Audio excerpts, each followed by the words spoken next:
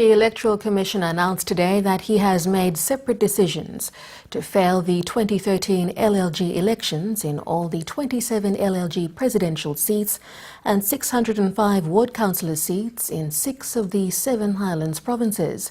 Patilas Gamato used his powers under Section 97, subsection 2 of the Organic Law on national and LLG elections to fail the LLGs and wards election in Western Highlands, Jiwaka, Enga, Southern Highlands, Hela and Eastern Highlands.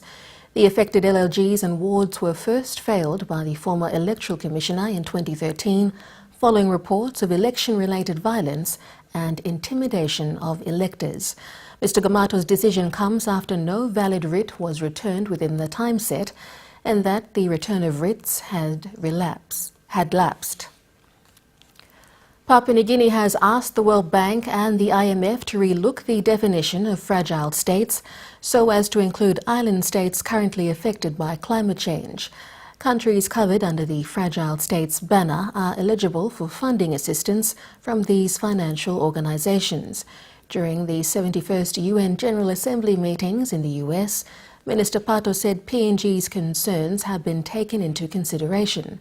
Prime Minister Pete O'Neill has written to the President of the World Bank in this regard, and the outcome is forthcoming.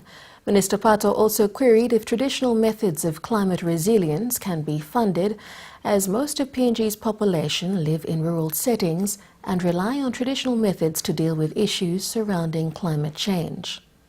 The definition of what is a fragile state does not include the vulnerability of island states who are impacted by climate change. So if you're not a fragile state within the meaning of the World Bank and the IMF structure, then you do not have the benefit of funding from those institutions. So Papua New Guinea asked that the definition be extended to include countries which are impacted by climate change.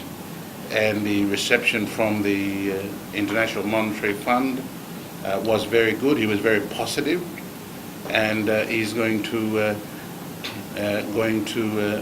look at it. So I have written to him, and Prime Minister has written, of course, to the President of the World Bank, and I have written to the International Monetary Fund. And there was one other issue which I raised with the International Monetary Fund, is whether the funding from the World Bank or the IMF can be factored to look at programs which include traditional methods of climate resilience and adaptation,